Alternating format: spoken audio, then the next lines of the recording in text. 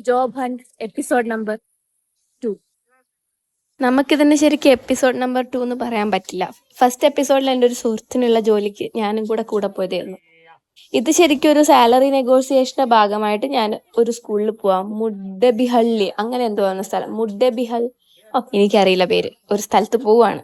പോകുന്ന വഴി കണ്ട ഒരു കൗതുക കാഴ്ചയാണ്. ഒരുപാട് പപ്പടം ഒരു ബസ്സിൽ ഒരാൾ കൊണ്ടുവന്ന് വിൽക്കുക. എന്നിട്ട് ആൾക്കാർ വാങ്ങിയാ തിന്നെ. കുറച്ച് കഴിഞ്ഞപ്പോൾ ബസ്സിൽ ഫുള്ള് കിറുകിറ് സൗണ്ട് മാത്രം. അങ്ങനെ ഞാൻ സ്കൂളിൽ പോയി. സ്കൂളിലെ വീഡിയോ ഞാൻ റീലായിട്ട് ഇട്ടിട്ടുണ്ട്. വേണമെങ്കിൽ നിങ്ങൾക്ക് അവിടെ ഇൻസ്റ്റാഗ്രാമിൽ കയറി റീല് നോക്കിയാൽ കാണാവുന്നതാണ്.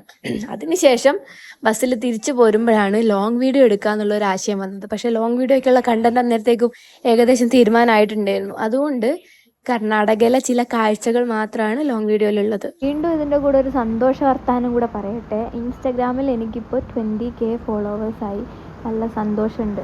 സത്യം പറഞ്ഞാൽ അന്ന് ഇൻസ്റ്റാഗ്രാം തുടങ്ങിയതല്ല, ഇൻസ്റ്റാഗ്രാമിൽ കൺസിസ്റ്റൻ്റ് ആയി വീഡിയോ ഇട്ട് തുടങ്ങിയ കാലത്ത് യൂട്യൂബിലും കൺസിസ്റ്റൻ്റ് ആയി വീഡിയോ ഇട്ട് തുടങ്ങിയിരുന്നെങ്കിൽ ഇന്നത്തേക്ക് മോണിറ്റൈസ്ഡ് ആയണേന്ന് ഞാൻ ഇടയ്ക്കിടയ്ക്ക് ചിന്തിക്കാറുണ്ട് കേട്ടോ. ചില നേരം തോന്നും ഇതൊന്നും വൈകിയാ നിർത്താന്ന്. പക്ഷെ ചില നേരം തോന്നും മോണിറ്റൈസ്ഡ് ആയ കോണ്ടന്റ് ക്രിയേഷൻ ആണ് കുറച്ചുകൂടെ ഒരു സുഖമുള്ള ഏർപ്പാട്. ഈ പഠിപ്പിക്കാൻ പോലും ടീച്ചിങ് ഒക്കെ മടുത്തു തുടങ്ങിയിരിക്കണു. മടുത്തല്ല, പക്ഷേ നല്ല പണിയാ. അപ്പം ഇങ്ങനെ ഞാൻ പറയുമ്പോഴൊക്കെ എന്നെ കമന്റ് സെക്ഷനിൽ വന്ന് ഒരുപാട് പേര് തെറി വിളിക്കാറുണ്ട്. മടുപ്പുള്ളവർക്കൊന്നും പറ്റിയ പണിയല്ലത്, എന്നാ പിന്നെ ഈ പണിക്ക് ഇറങ്ങണോ, നിനക്കൊന്നും വേറെ പണിയൊന്നും കിട്ടാഞ്ഞിട്ടാണോ, നീയൊക്കെ പിന്നെ എന്തിനാ ടീച്ചറാന്നും പറഞ്ഞ് ഇറങ്ങുന്നേന്നും പറഞ്ഞിട്ട് ഇഷ്ടം പോലെ. പോട്ടെ, എനിക്കിങ്ങനെ യാത്രയൊക്കെ ചെയ്ത് നടക്കാനാ ഇഷ്ടം എന്ന് പറഞ്ഞാൽ നിങ്ങൾക്ക് തോന്നുന്നുണ്ടോ എൻ്റെ വീട്ടിൽ അതിനൊക്കെ സമ്മതിക്കുന്നത്? ഇപ്പൊ തന്നെ ഞാൻ അവിടെ ഇവിടെയൊക്കെ പോകുന്നതിന് നല്ല നല്ല നിരുത്സാഹപ്പെടുത്തലാണ് എല്ലായിടത്തുനിന്നും, നാട്ടിൽ നിന്നും കുടുംബക്കാരെ ഇടയിൽ നിന്നും അങ്ങനെ ഇങ്ങനെയൊക്കെ. അതിന്റെ ഇടയിൽ ഇനിയിപ്പോ ടീച്ചർ പോലെ ഒരു ജോലിയും കൂടെ എൻ്റെ പേരിന്റെ ഒപ്പം ഇല്ലെങ്കിൽ പിന്നെ പറയുകയും വേണ്ട. വേറൊരു കാര്യം എന്താ വെച്ചാൽ കർണാടകയിൽ ഇത്രയും മരങ്ങളുള്ള സ്ഥലങ്ങളിൽ കൂടെ ഞാൻ അധികം പോയിട്ടില്ല കേട്ടോ. ഉണ്ട്, പക്ഷേ ഇവിടെ വന്നതിന് ശേഷം ഈ റായിച്ചൂർ, കൊപ്പൾ അല്ലെങ്കിൽ ബല്ലാരി ഈ ഭാഗങ്ങളിൽ ഇത്രയും മരങ്ങളുള്ള നല്ല ഒരു കേരള ടച്ച് വരുന്ന സ്ഥലം അധികം കാണാറില്ല.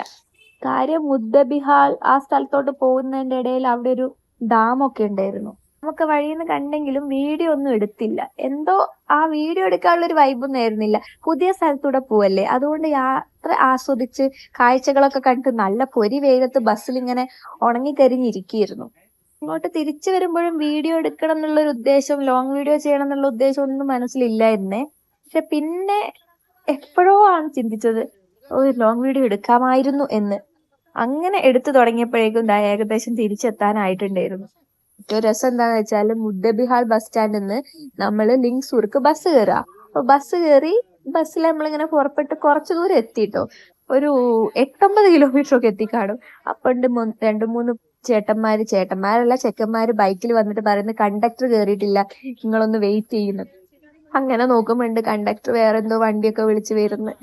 എന്നിട്ട് പിന്നെ കണ്ടക്ടറെയും കെട്ടിക്കൊണ്ട് നമ്മളിങ്ങോട്ട് പോന്നു. രാത്രി നല്ല നല്ല വെയിലായിരുന്നു എന്ന് ഞാൻ പറഞ്ഞല്ലോ. നല്ല വെയിലും ചൂടൊക്കെ ഉണ്ടായിരുന്നേലും ഒരു ചാറ്റൽ മഴ അതിൻ്റെ ഇടയിൽ വന്നു കേട്ടോ. അപ്പൊ അതുകൂടെ ആയപ്പം കാണാൻ ഒരു പ്രത്യേക അന്തരീക്ഷം, നല്ല രസം ഉണ്ടായിരുന്നു കാണാൻ. കാര്യമായിട്ട് വേറൊന്നും യാത്രാവിശേഷമായിട്ട് പറയാനില്ല. അപ്പൊ അത്രേ ഉള്ളൂ. സബ്സ്ക്രൈബ് ചെയ്യൂട്ടോ.